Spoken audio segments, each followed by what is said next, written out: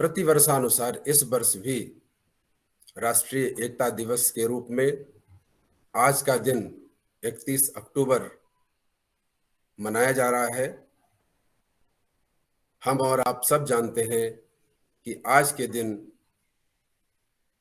भारतीय स्वतंत्रता आंदोलन के सक्रिय कर्णधार सरदार वल्लभ भाई पटेल जी का जन्मदिन है और इस दिन को हम राष्ट्रीय एकता दिवस के रूप में मनाने के लिए इकट्ठा हुए हैं।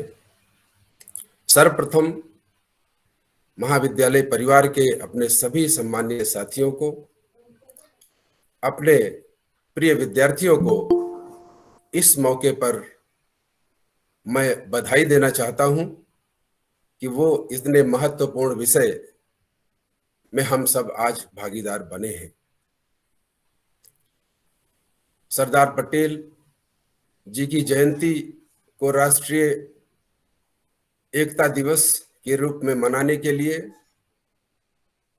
जो भावना शासन के निर्देशानुसार हमारी IQAC टीम ने व्यक्त की, मैं उसकी प्रशंसा भी करता हूं। और आज के अवसर पर हम ये जरूर मनन करें कि आज 21वीं सदी में राष्ट्रीय एकता की बात, और वो भी 31 अक्टूबर को, करने की आवश्यकता क्यों महसूस हो रही है। हम और आप जानते हैं सरदार पटेल अपनी दूरदृष्टि, कठोर निर्णय, अपने तेज स्वभाव और अच्छे निर्णय लेने के लिए हमारे भारतीय इतिहास में जाने जाते हैं। सरदार पटेल का जन्म गुजरात के खेड़ा जिले के नाडियाड में 31 अक्टूबर 1875 को हुआ था और वो लेवा पटेल पाटीदार कम्युनिटी से आते थे। उनकी प्रारंभिक शिक्षा नाडियाड खेड़ा में हुई और उच्च शिक्षा हासिल करके वो एक काबिल वकील के रूप में, बैरिस्टर के रूप में गोधरा, बोरसाड़ और आनंद में वकालत की प्रैक्टिस कर रहे थे। हम और आप सब जानते हैं कि भारतीय स्वतंत्रता आंदोलन की चिंगारी बहुत तेजी से भड़क चुकी थी और वो भारतीय राष्ट्रीय कांग्रेस के सक्रिय सदस्य के रूप में भारतीय राजनीति में स्वतंत्रता आंदोलन में सक्रिय रहे। गुजरात राज्य में महत्वपूर्ण राजनीतिक नेतृत्व के रूप में उनकी पहचान थी। गांधी जी के बहुत समीप थे। वरिष्ठता के आधार पर कई बार गांधी जी से उनके मतभेद होने के बावजूद सरदार पटेल जी की आदत थी कि वो उनकी बात को काटते नहीं थे। उस वक्त स्वतंत्रता आंदोलन के जितने भी आयाम सामने आए, गुजरात की माटी के इस सपूत ने भारतीय स्वतंत्रता आंदोलन में अपनी सक्रिय भागीदारी निभाई। सरदार पटेल जी के परिवार में उनकी पत्नी के साथ 2 बच्चे, एक बेटा और एक बेटी भी थी। सरदार पटेल जी भारतीय आजादी के आंदोलन में गांधी जी के साथ, नेहरू जी के साथ कंधे से कंधा मिलाकर लड़ रहे थे, जिसका परिणाम यह हुआ कि देश की आजादी की लड़ाई में देश को सफलता मिली और अंग्रेजों को भारत छोड़कर जाना पड़ा। हम और आप जानते हैं कि उस समय भारत की राजनीतिक परिस्थितियां, सामाजिक परिस्थितियां बहुत विस्फोटक थीं। हमारे कुछ राजनीतिक नेता पद की लोलुपता में इतने अंधे हो गए थे कि पूरा देश धर्म के आधार पर विभाजन की स्थिति में आ गया था, और उसका परिणाम यह हुआ कि सबके चाहते हुए भी कि भारत एक रहे, बाध्य होकर 1947 में भारत का विभाजन भारत और पाकिस्तान के रूप में हुआ।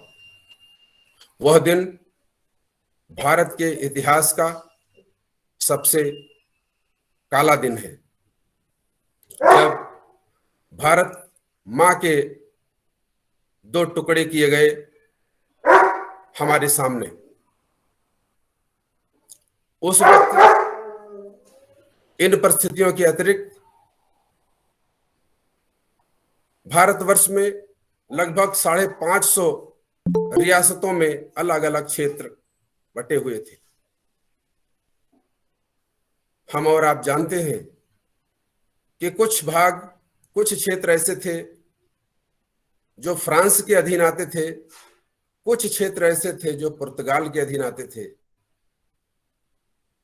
इन सबको भारतीय संघ में शामिल करना बहुत बड़ी चुनौती थी। हमारे आजादी की लड़ाई लड़ने वाले वीरों ने आजादी तो हासिल कर ली, लेकिन अब उस वक्त यह था कि इस देश को रचनात्मक दिशा में आगे ले जाया जाए, और उस वक्त इसकी महत्वपूर्ण भूमिका में गांधी जी के मार्गदर्शन में नेहरू जी और सरदार पटेल जी काम कर रहे थे।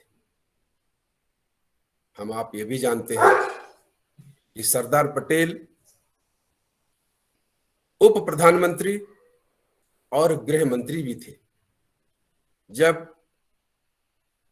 भारत पाकिस्तान के विभाजन के बाद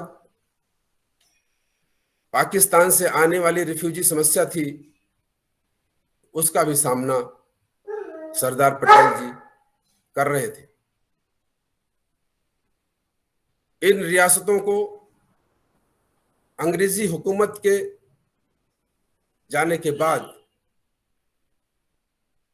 यह भी कहा गया था कि जो भारत में रहना चाहते हैं भारत में रहे, जो पाकिस्तान के साथ जुड़ना चाहते हैं वो पाकिस्तान के साथ जुड़े, और जो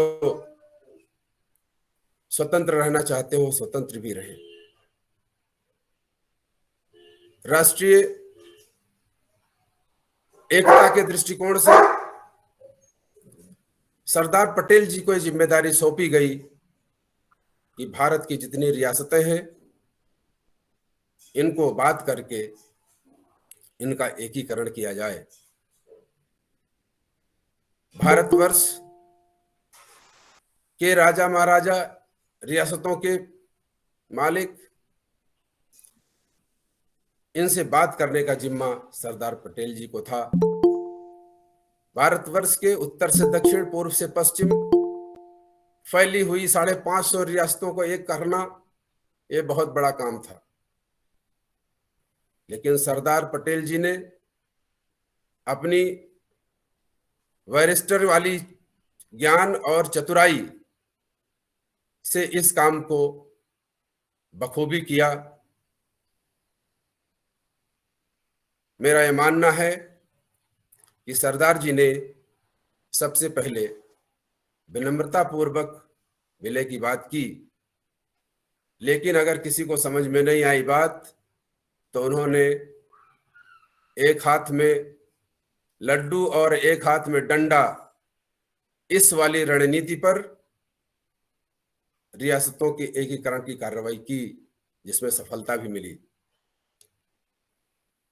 रियासतों के एकीकरण के वक्त तीन ऐसी रियासतें थीं जो समस्या पैदा कर रही थीं: जूनागढ़, हैदराबाद और जम्मू और कश्मीर।